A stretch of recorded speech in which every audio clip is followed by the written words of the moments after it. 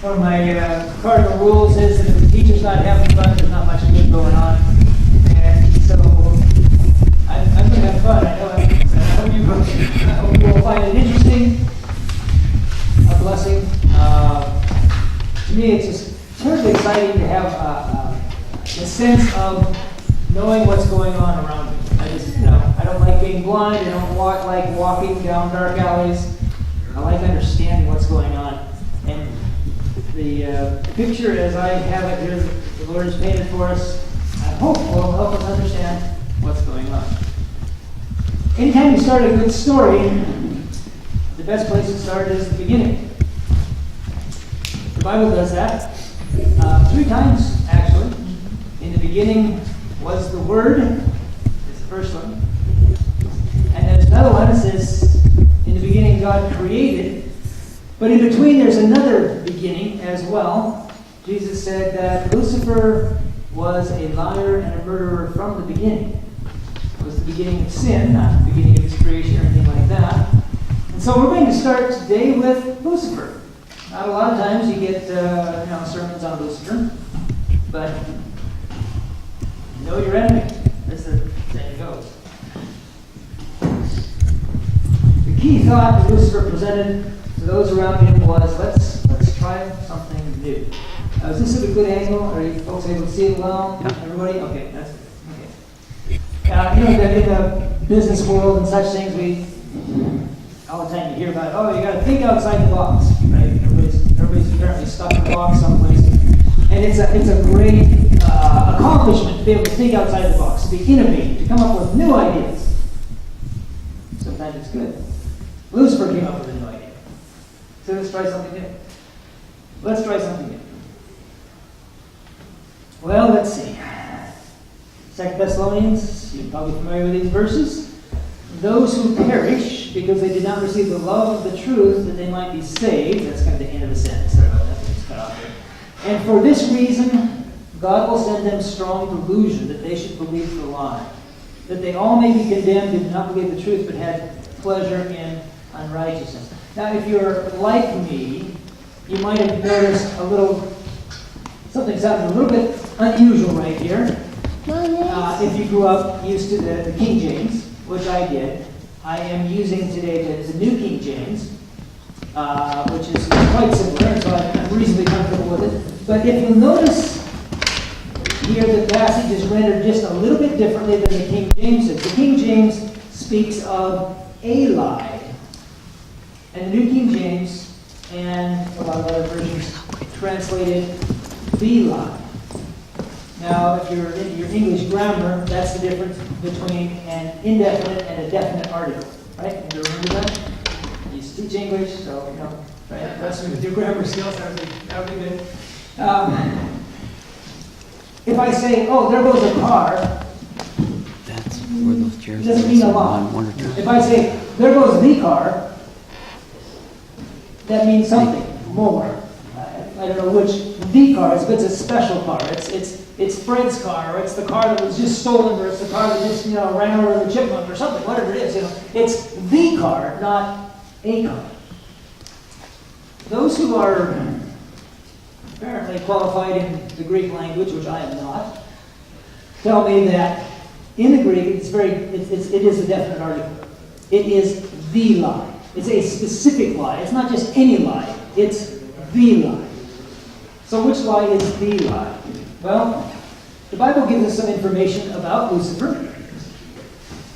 I will ascend into heaven, I will exalt my throne above the stars of God, I will also sit on the mount of the congregation on the farthest sides of the north, I will ascend above the heights of the clouds, I will be like the Most High. This is, of course, comes from Isaiah 14. This is one of our foundational verses in trying to grasp the great controversy from a biblical perspective. I'm going to suggest, I'm kind of rushing through some things here, so I'm not going to take all the time in mind on some topics, but I'm going to suggest that the lie shows up right here. Now, I'm also going to suggest that Lucifer's intention in saying this is a little different than we might first think of it. We would probably say, oh, okay, Lucifer's bragging, I'm going to ascend into heaven, I'm going to exalt my throne, I'm going to be just like God, I'm going to be as powerful or as marvelous as God is, that's what I'm going to do. And we would say, well, Lucifer, that's a lie, because it's not going to work out that way, right? It's not going to happen. I'm going to suggest that there's a different way of looking at this that I think is actually more useful and more instructive. And I'm not saying that's totally wrong by any sense. I read it like this. Lucifer says, I will ascend. I will exalt my throne. I will do this. I will do that. And when I do, I'm going to be just like God, because that's what God does.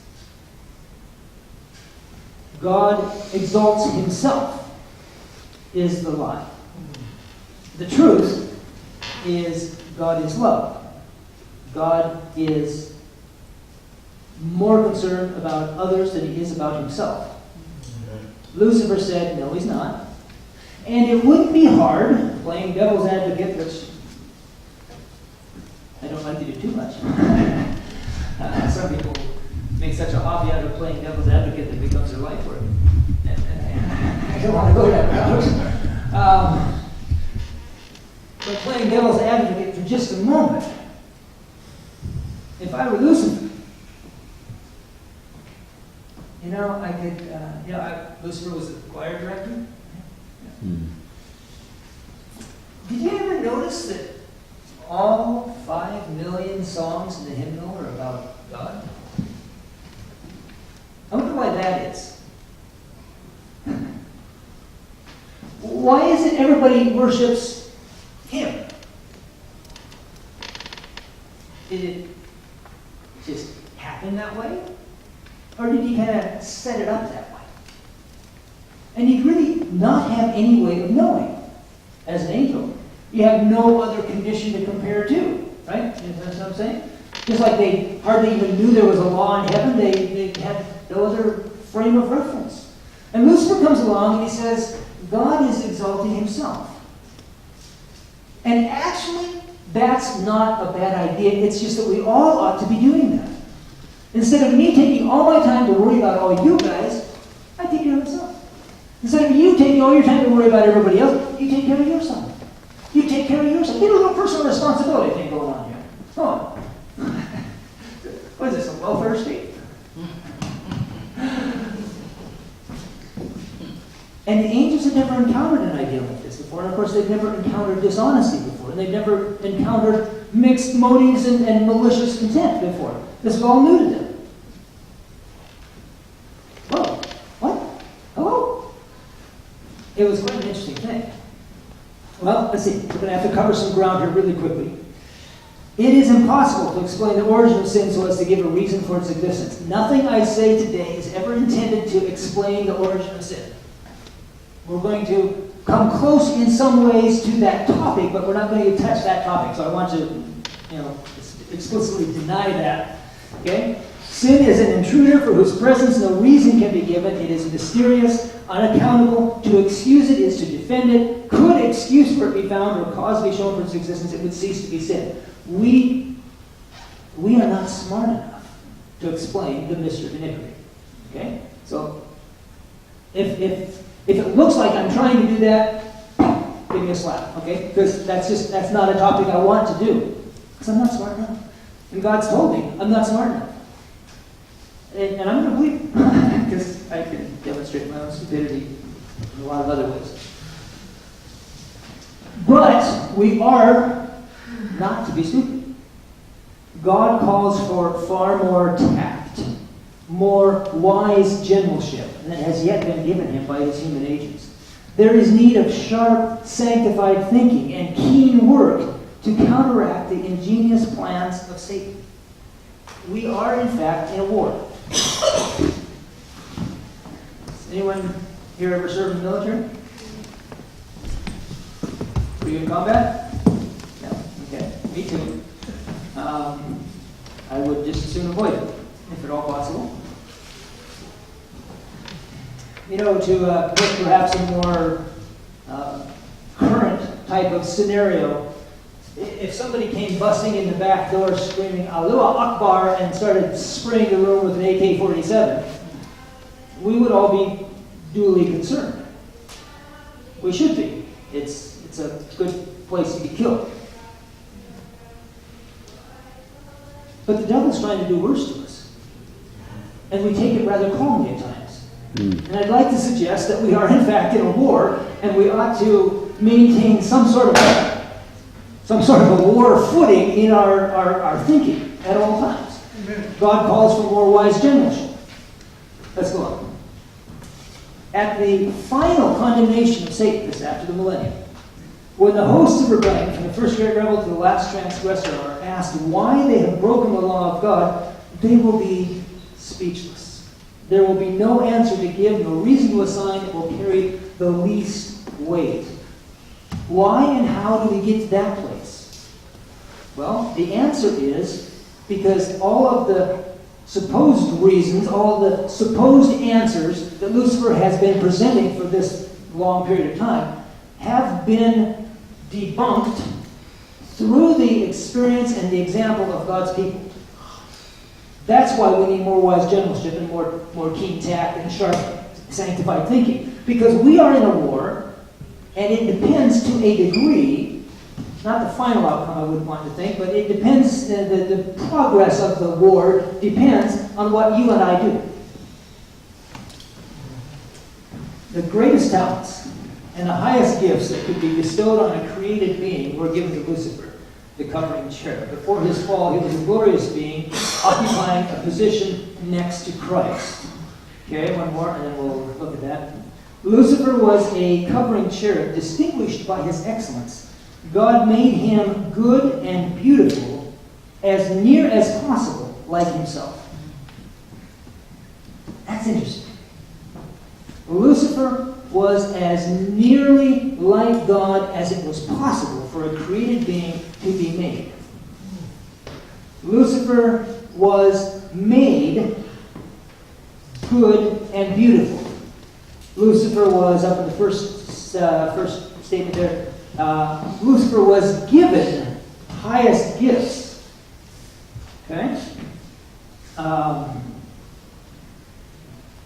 Just here. Okay, there we go. The first thing to note about Lucifer right now is that he was made good. He was created with these gifts. Okay?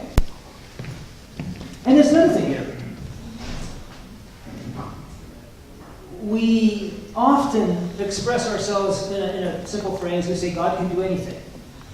And I'm not going to complain about that. I'm not going to whine if somebody wants to say that. But in a strictly literal sense, there are things that God cannot do. Okay? He cannot make a created being more nearly like himself than he made Lucifer. Right? Can you agree with me on that? No? This was as near as possible. That means nearer is not possible. If it's not possible, that's something that God himself could not do. We're going to see a number of things that God cannot do. Now that's not in any sense to diminish his wisdom or power or anything of that nature. It's just we're a little loose with our terminology when we just kind of glibly say, oh, God can do anything. So just bear that in mind. Let's go on ahead. Lucifer chose to sin. We will never know why he did that. There is no explanation for the origin of sin. What we do know, one of the things we know about it, is that it happened. Lucifer's choice to sin, this is going into sin, happened in fairly close proximity to the creation of earth in terms of time. Now, heavenly time scales are a bit mysterious to me. Okay, when things, it was a long period of time. All that says about Lucifer's rebellion strung out in heaven, just a long period. Well, how long would that be in earthly time units? I don't know. Is a long period like, is that 2 months? No. 200 years? I confess to total ignorance on the time scale of heaven. Okay, but within that time scale, Lucifer's rebellion was in fairly close chronological alignment with the creation of earth. When God said to his Son, "Let us make man in our image," Satan was jealous of Jesus. He wished to be consulted concerning the formation of man, and because he was not, he was filled with envy, jealousy, and hatred. He didn't get invited in on this committee. And that, I'm going to suggest that was not the actual origin of his sin. I think he already had selfish thoughts at that point, and this offended him. Does that make sense? Where those selfish thoughts came from, I can't tell you. I'm not going to try and tell you because that's what this is ridiculous, okay? But once he had accepted the concept of working for himself, I will exalt myself. And then God was not cooperating by not also exalting him, then he became jealous of Christ because Christ was getting a privilege that he was not. Satan hates mankind because they are the workmanship of God. He opposed the creation of man in heaven. So you can see that the closeness and the proximity. The plan for the creation of human beings was already kind of on the table. He says, that's a bad idea. Don't do that. Don't do that. That's a bad idea. What's up with that?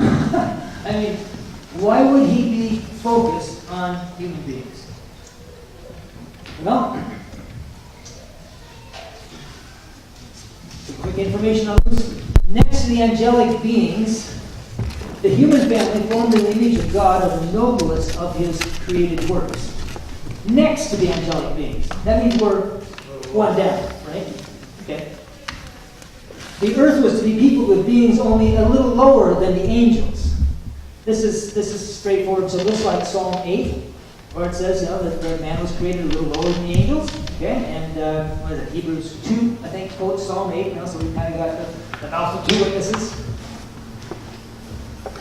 No other creature that God has made is capable of such improvement, such refinement, such nobility as man. Man cannot conceive what he may be and what he may become.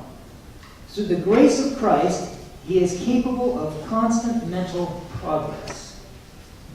Now, this makes human beings sound kind of special. And I want you to notice some words in this last quotation down here. It talks about improvement. It talks about become. It talks about progress. I think there's a contrast between us and Lucifer. Lucifer was created fully formed. Human beings are a work in progress. Make sense? Following that? I have no idea what this means. I just find this fascinating, so I stuck the statement in. I really can't explain it. It was a wonderful thing for God to create man to make mind. To make mind. I'm not sure what thought she was trying to capture in that. But human beings are special. God created man that every faculty might be the faculty of the divine mind. This one's pretty wild.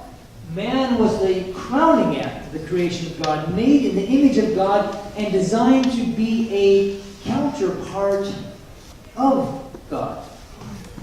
Man is very dear to God because he was formed in his own image. What does the word counterpart mean? I don't know that I fully understand. I mean, I live in Canada currently. I'm American, but I live in Canada. And up there we've got a prime minister by the name of Justin Trudeau, for which many things could be said pro and con, and I won't lie. And down here in my native land, we have a president by the name of Donald Trump, for whom many things could be said pro and con, and I won't bother with that either. But when the two of them get together, we would say that they are counterparts, right? That's not to say they're equals. We would say that Donald Trump was the counterpart if he met the prime minister or whatever it is of Botswana, right? And you're not going to say that they're equal in terms of power, right? They're not equals, but they are counterparts. I don't know what this statement means. I just had to leave it for you. Human beings are in some way very special. God would place upon man place man upon probation to test his loyalty before he could be rendered eternally secure. If he endured the test wherewith God saw fit to prove him, he should eventually be equal with the angels. That's a good idea. What happened to a little lower? More statements. Those who in the strength of Christ overcome the great enemy of God and man will occupy a position in the heavenly courts above angels who have never fallen. The work of redemption involved consequences of which it is difficult for man to have any conception. There was to be imparted an excellency of power which would place him higher than the angels who had not fallen. Now notice these last two statements both say that basically the redeemed human beings will be higher than angels who have never fallen. So here's a question. Do we end up better off because of sin? We were created a little lower than the angels, but after the whole great controversy and 6,000 years of sin thing, and having been participatory sinners ourselves, do we end up better off having gone through the experience of sin? Amen. Yeah, I get a little squeamish on this because there's something in my gut that says, I don't really like the idea of saying that anything good comes out of sin. Now, great things come out of redemption, but is there anything good that comes out of sin? And God works how many things together for good? all things. But good is good and better is better. And I'm asking to end up better. And that bothered me, and I wondered about it, and I think I found the answer.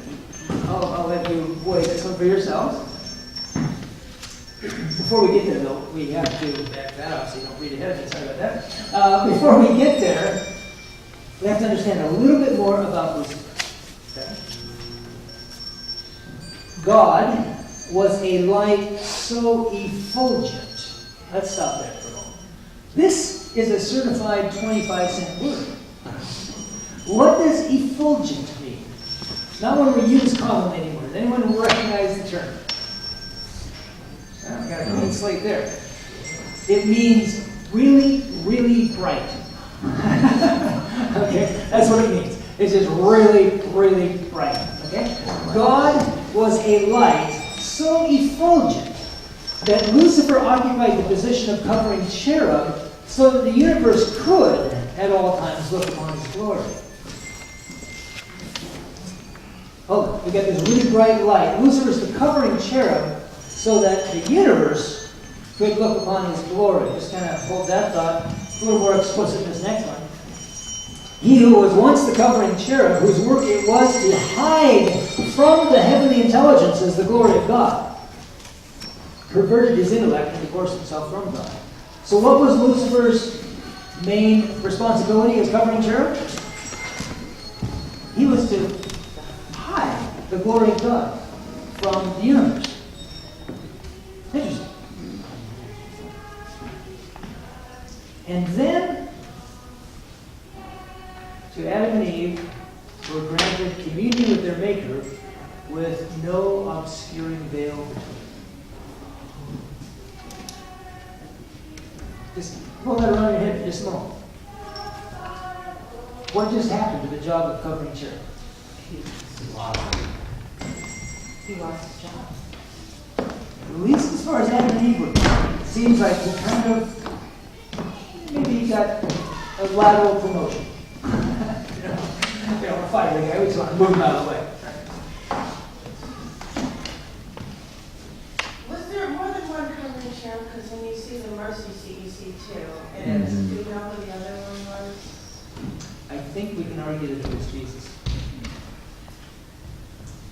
And I'm going to say further, just quickly here, that I strongly suspect, if the Lord corrects me, I'll be corrected. But at this point, all the circumstantial evidence that I can produce, lacking a straight thus saith type of a statement, okay? All the circumstantial evidence leads me to believe that Christ, prior to Satan's rebellion, was manifest roughly as an equal. to Lucifer. Just like he came to earth and appeared in humanity to represent God to human beings, it appears to me that he essentially was regarded as just another angel. And that's why, in the Great Controversy, Ellen White just describes how God had this big meeting and said, "He's my son. Let all the angels of God worship." That wasn't the manifest position before, I suspect. That's my best idea of it at this point. Okay, let's go on. Through the imparted life of Christ, man has been given opportunity to win back again the lost gift of life and to stand in his original position before God, partaker of the divine nature. I put this in because I think we do not end up better off after sin or because of sin.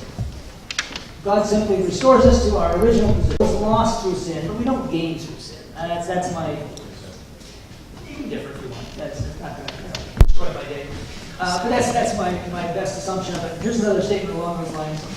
Satan, in his efforts to deceive and tempt our race, had thought to frustrate the divine plan in man's creation. Stop there for a moment. The divine plan in man's creation was what? I believe it was that human beings end up higher than the angels. So Satan sought to frustrate that plan. He didn't want to give up first spot, right? But Christ now, at the end of the Great Controversy, Christ now asks that this plan be carried into effect as if man had never fallen. He asks for his people not only pardon of justification full and complete, but a share in his glory and a seat upon his throne. The original plan for the creation of human beings, I believe, included a share in the glory of God and a seat upon the throne of God. That's a pretty privileged position. I don't think any of us grasp the magnitude. Well, we're going to say it earlier. Man cannot conceive what he may become through Christ. We have no idea what we're playing around with here. Okay, gotta move quickly. The creation of our world was brought into the councils of heaven. There, the covering cherub presented his request that he should be made prince to govern the world then in prospect. We would say then in planning. He wanted to be in charge of this place. This was not accorded him. Jesus Christ was to rule the earthly kingdom. Under God, he engaged to take the world with all its probabilities. And I suspect that those probabilities included the probability of sin. Jesus was the only one who could carry that load. Lucifer, thank you for volunteering, but no, it's not going to happen. The law of heaven should be the standard law for this new world, for human intelligences. Lucifer was jealous of Christ, and this jealousy worked into rebellion, and he carried with him a large number of the holy angels. Now, how did he do that? Well, no, we're not going to do that yet. I'm sorry, I jumped ahead of myself. Let's go through one thing really quickly. Very, very key thought that to me is foundational to just about everything from anywhere. Okay? Is an understanding of the process. Not the origin, but the process of sin once it began. Does that make sense? You with me on this? Okay.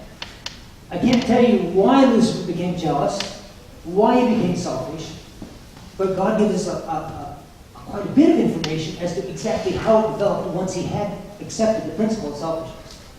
Can you maintain that distinction, right? I'm not going to explain how he became selfish. Perfect universe, perfect God, perfect heaven, perfect angels, perfect Lucifer, perfect law, perfect everything, and all of a sudden there's imperfection. Where did that come from? I don't know. It's a mystery of iniquity. I'm not going there, okay? But once there was that selfishness, then we can see how it developed. There was a time, I don't know what it was, I don't know what the issue was, but there was a time, some point in time, when God said, Lucifer, please do this. And Lucifer thought to himself, that's better. God wants me to do this, but that's better. I have no idea what the issue was, but there had to be an issue, some point in time. The first time when Lucifer said, God wants this, but this is better. How could that be? Well, in order to get to the point of saying, this is what God wants, but this is better, Lucifer had to do one of two things, and possibly both.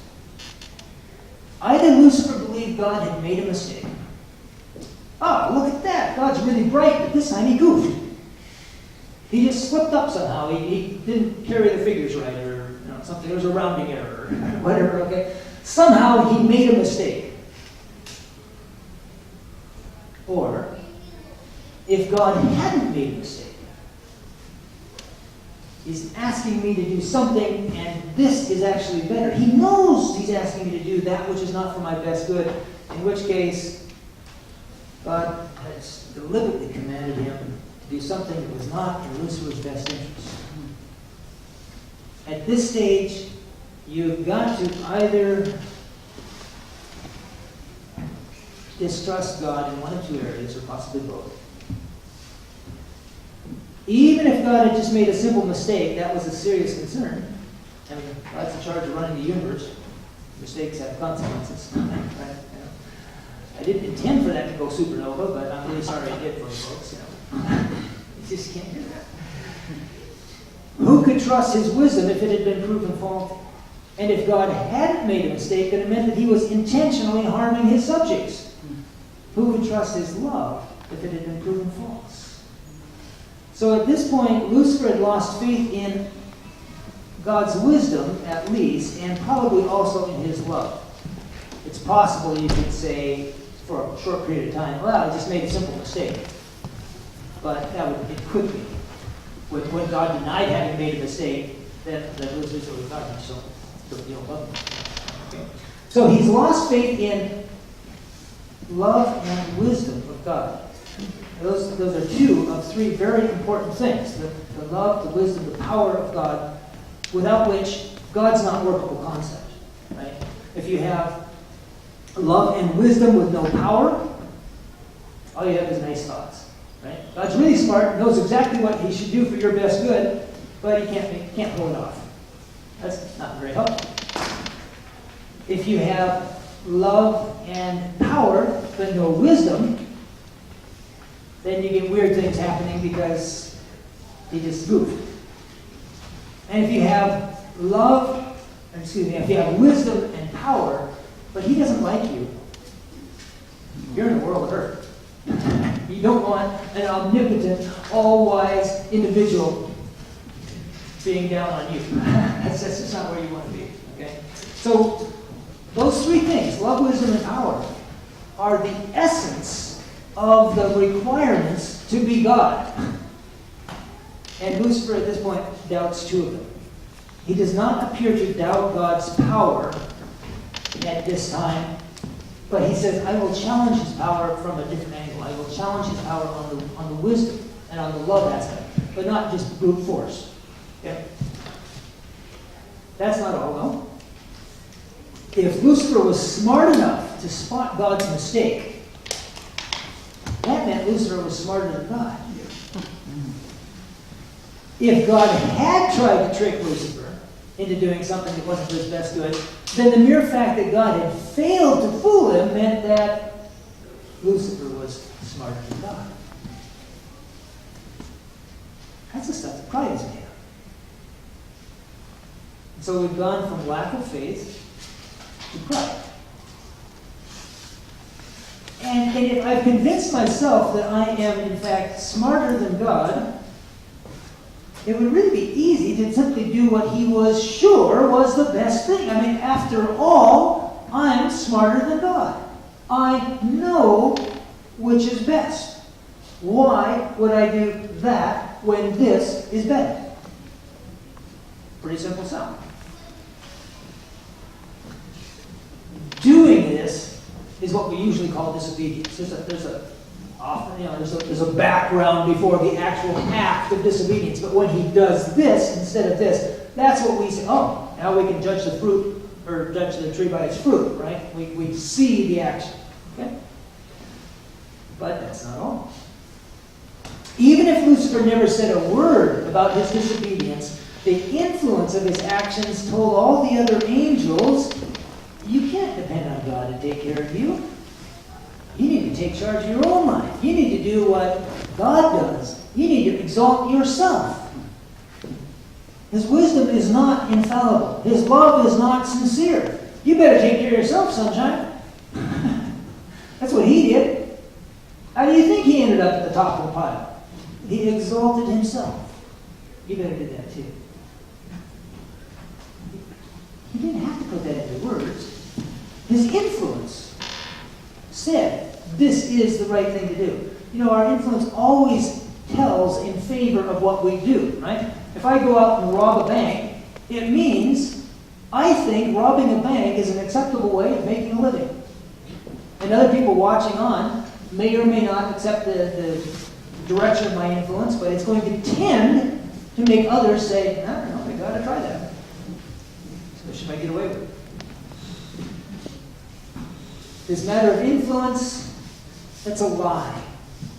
So we've gone loss of faith, pride, disobedience, dishonesty, lying. But that's not all.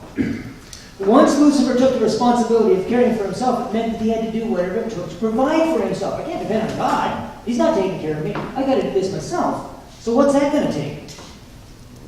If necessary, that would mean stealing.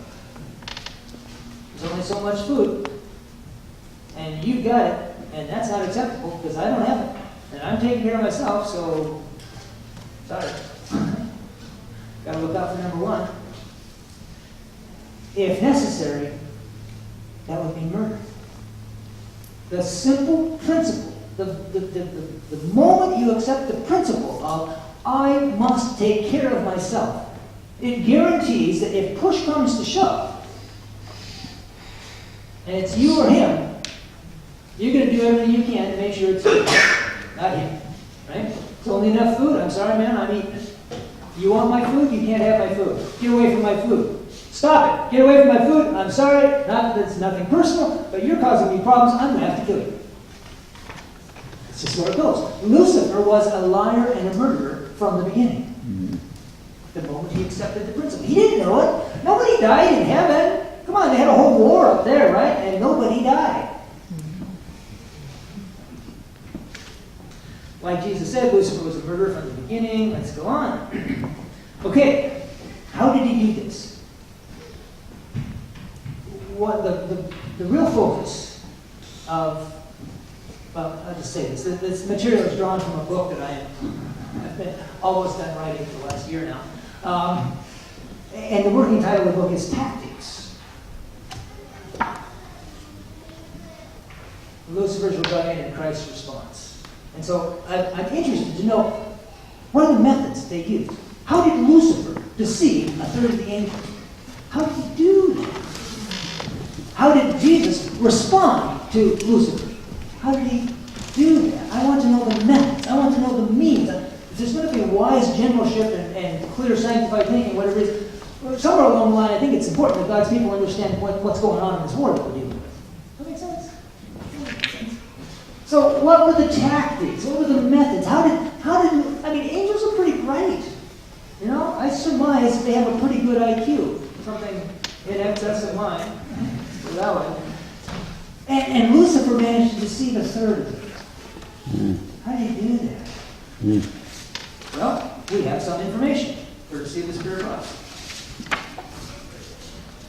He exploited his position and trust. He was loved and trusted.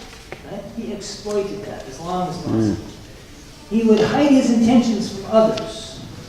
Sorry, that's coming in kind of small. You can read it. He would imply or insinuate without clear assertion. Okay? Never say it right outright, because you can get pinned to the wall with that. You know, just kind of spin it. He would distort others' perceptions. Maintain plausible deniability. Wasn't me. Those guys. I wasn't in charge. Those guys. He would shift responsibility to others. It's kind of the same thing as saying those guys. Right? He had to, he'd lie. He would abandon discredited positions without accepting responsibility for having advocated them. You know, I believe A. I believe A. I believe A. And Jesus says, well, here's the reason why A is false. I believe B. I believe B. You know, never accept, oh, I guess I was wrong. No. You never say you're wrong. You just move to the top. If at this point you're starting to think, well, this kind of sounds like politics, you are exactly right. The great controversy is politics. To the degree that in Revelation where it says, and there was war in heaven, the word war is actually the Greek word polemos, which is where we get our word polemic, which is still not a real common word, but it means a strident opposition and attack on another person's position, philosophical position, not, Hill 23 position, let's throw mortars type of thing, okay? This is politics. This is why Lucifer was not concerned with the power of God. He said, I'm going to attack him from a conceptual, a philosophical basis, not a arm wrestling, Okay, let's go on. Lucifer would cite supporters as if they all agree with me. I must be right. And he would appeal to sympathy. No, you're always picking on me. Why are you always picking on me? Well, there's some statements real quick here that just kind of demonstrate some of these things in a loose sort of way. In the book, I go through it in much more detail, but that's like this. Taking advantage of the loving royal trust reposed in him by the holy beings under his command, Lucifer had so artfully instilled into their minds his own distrust and discontent that his agency was not discerned. They didn't even know where these ideas were coming from, right?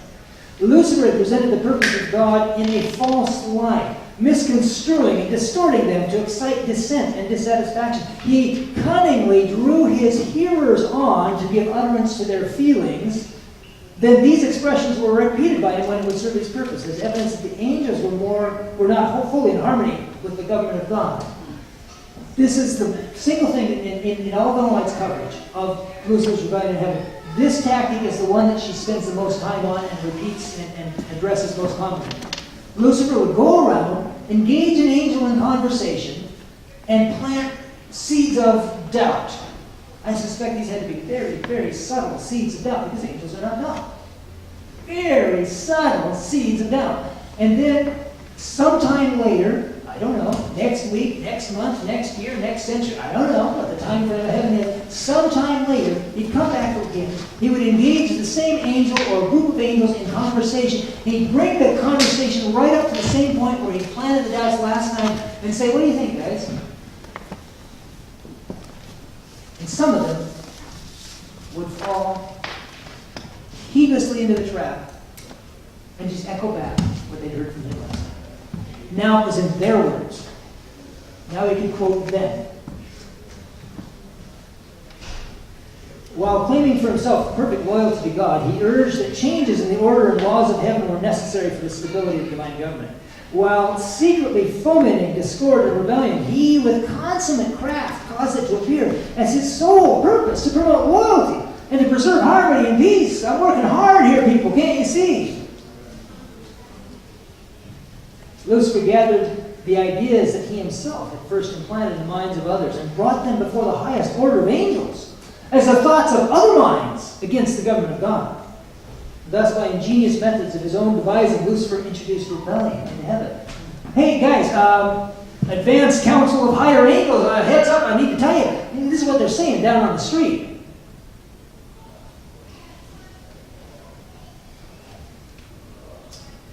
Words have power to react on the character. Men are influenced by their own words. Often, under a momentary impulse prompted by Satan, they give utterance to jealousy or evil surmising, expressing that which they do not really believe. But the expression reacts on the thoughts. They are deceived by their words and come to believe that truth which was spoken at Satan's instigation. It is dangerous to utter a word of doubt, dangerous to question and criticize divine light. Your brain is wired so that when you hear your mouth say certain things, you think, that must be what I believe. Now let me give you a warning on this. And You might laugh here in just a moment or two. You might chuckle. And it's a little humorous. It's deadly serious. In our culture, our society today, this idea of planting seeds in people's minds and then getting them to repeat it back is actually a highly respected profession that I did for 20 years as a classroom teacher. Be cautious about your education. Be cautious about your children's education. Teachers are paid to tell kids what to think and then give them a test that requires them to parrot it back. And don't tell me it doesn't influence them. Just don't tell me that.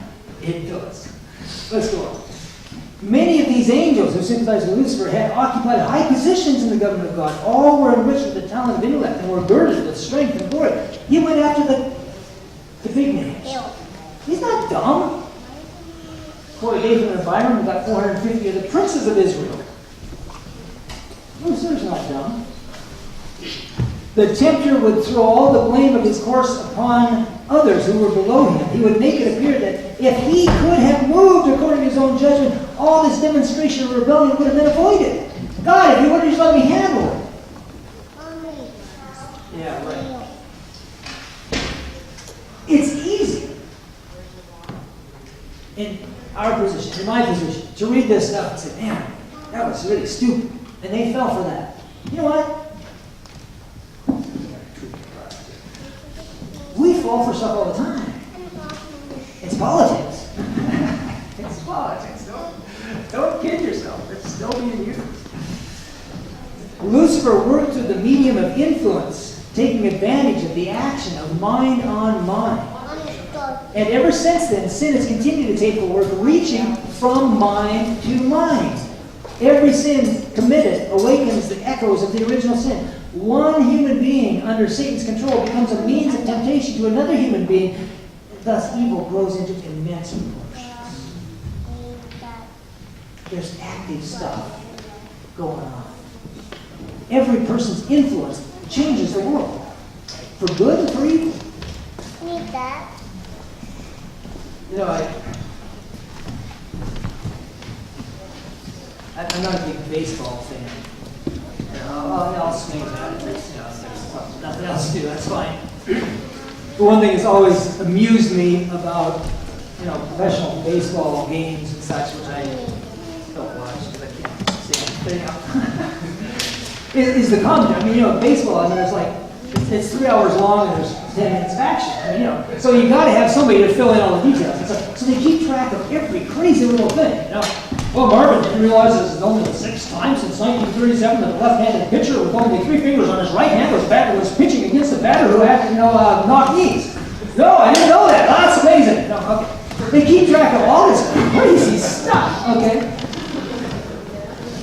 Wouldn't it be cool to be able to look at the great controversy and keep track of all that crazy stuff? How is my life different today because of the example of Enoch? How is the world different today because of the example of Ahab? It all traces down from mind to mind. When are they fasting? Let's go on. Gotta go quickly. Satan was artful in presenting his side of the question. As soon as he found that one position was seen in its true character, he changed it for another. Never said he was wrong. Never apologized. No. Just switch the groundwork. Okay. Politics. It's politics. I don't remember who said it now, but a classic, just this classic piece of political wisdom is always, if you're the candidate and the reporter asks you a question, you never answer the question you're asked, you answer the question you wish they had asked you. That's seriously, that's what they teach you. That's how you do this thing. It's called spin. Satan exultingly pointed to his sympathizers, comprising nearly 1/2 of all the angels, and he said, "These are with me. Will you expel me? And these these also, will you expel these also, and make such a void in heaven? And actually, it turned out the answer to that question was yes. Mommy, what? He gambled. The answer would be no. But the answer was yes.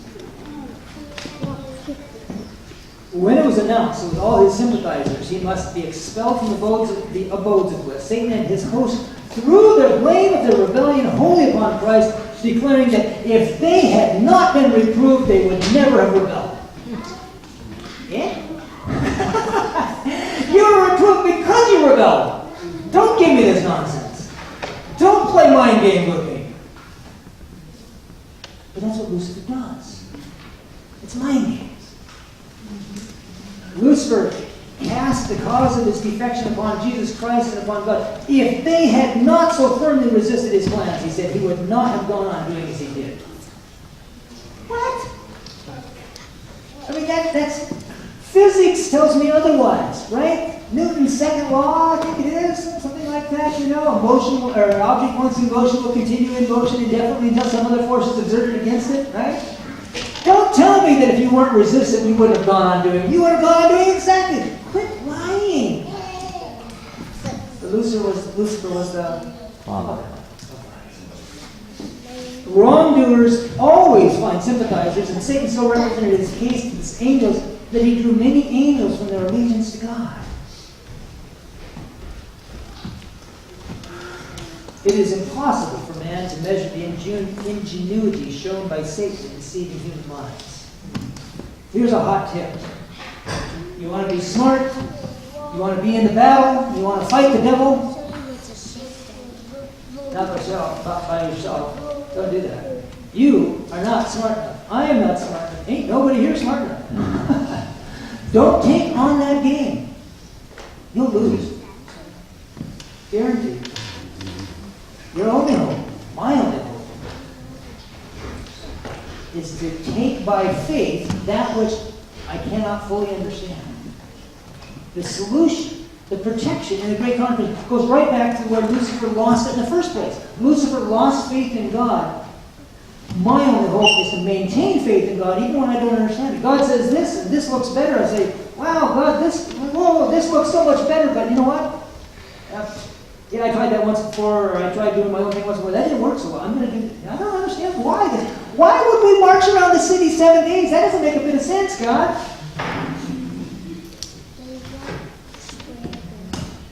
Works. It works. Okay. Faith produces the works. Faith is your only defense against the devil, whose ingenuity is way above your scale. How ingenious was this guy? How tricky was he in heaven?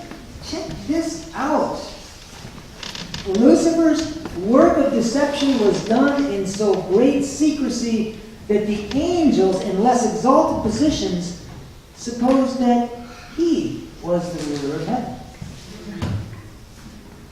Eh? And interestingly enough, I don't know if this was intended, I don't know if this was a typo mistake in the original source or something or other, but you notice that he on the, over there in the bottom right, it's capitalized? That's talking about Lucifer! And it's got a capital H! Okay? That's the way the original has it. I saw it the last time I did it. Oh man, I made a terrible mistake. And I went back. No, that's actually the way it is in the original. Lucifer looked to everybody else like he was the ruler of heaven. Not everybody else, but a lot of people.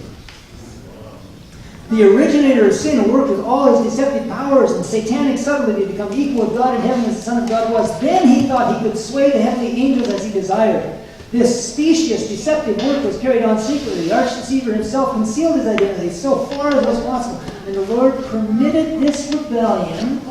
Watch this last part.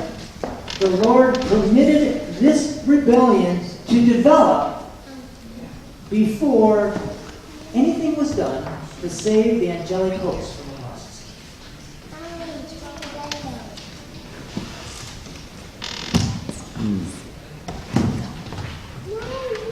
Just kind of hold on to that thought. We'll come back. The Lord permitted this work this rebellion to develop before anything was done to save the angelic host from the Lord. Okay, now, just a little bit longer, we can pull this off, I think. What did Satan actually, what was his objective in heaven when he started the rebellion? He had to have something that he was arguing, right? What were the accusations? I spent a year finding these. I thought there would be dozens. There are dozens. Even when I get slicey dicey and kind of split them out as fine-tooth comb and everything, there's only 9. There's only 9. And so I'm going to give these to you in as best I can determine the chronological order that Lucifer presented them. Okay? So the first thing he said in heaven was, angels are holy by nature and wise enough to govern themselves, so they don't need God's law. Have you ever seen an angel make a mistake? We don't make mistakes here. We don't need somebody else telling us what to do. We're smart. We're good. We got this, guy. Thanks. That was his first argument. God was unfair when he exalted Jesus above Lucifer. And notice the word exalted. This goes back to the idea that Jesus appeared to be at the same level. It appeared to them that Jesus got a promotion and Lucifer got left. It appeared that way. He said God is proud. He said God is selfish. He said God's law is defective and it needs to be changed. He said nobody can keep God's law. Now, in a certain sense, and it's funny, because I can say this is chronologically the way it appears, and I don't know what's accounted of. This appears to be the order in which Satan presented these things, okay? It's like he made accusation number 5. The law is faulty. And then it's almost like somebody says, well, how do you know it's faulty? What's wrong with it? Well, nobody can keep it anyhow. He had to come up with a supporting claim, right? You follow what I'm saying? It's almost like you would think it would logically come in the other order. But this is the order that they did come. There's like that. Number 7 is the one of all others that is actually the foundation of everything. But it took him the first 6 to get to the point maybe where he even understood he had to make this one. I don't know. This is the fascinating one of them all. I'm not going to be able to spend time on it today. But he said, God, your law is arbitrary. The word means your law is what it is just because you decided that's what you wanted to make it. And so when Lucifer said, when Lucifer said, God, you should change your law, and God said, no, Lucifer said, God, you're just being stubborn. You made the law, and just said, no, let's make it speed limit 55. You can change that, God. It's easy. All you have to do is say, okay, let's change it. Let's make it 65. Or make it 44. You can change it, God. And God said, no, it can't be changed. He never says, I won't change it. He always says, it can't be changed. That's the issue of arbitrary. It's a deeply profound issue that affects all the others, but we won't be able to cover that all. Number 8, he said, God, if your law is not arbitrary, it makes forgiveness impossible. You have to understand the whole issue of the arbitrary, we won't go into that, but that's his claim. He says, God, if it's arbitrary, it's easy to forgive. You know? Laws that are arbitrary, like speed limits, are easy to forgive. Judges toss things out of court all the time. Laws that are not arbitrary are not easy to forgive. And so he said, actually, it makes forgiveness impossible. It's interesting. At the close of probation, in great controversy, it says, Satan sees the guard of angels around the righteous double. And he says, it must be the close of probation. He doesn't know for sure. And right at that point, when he thinks everything is wrapping up, he uses his last, best, final argument. He says, God, you cannot in justice forgive them. This is his argument at the last, very end.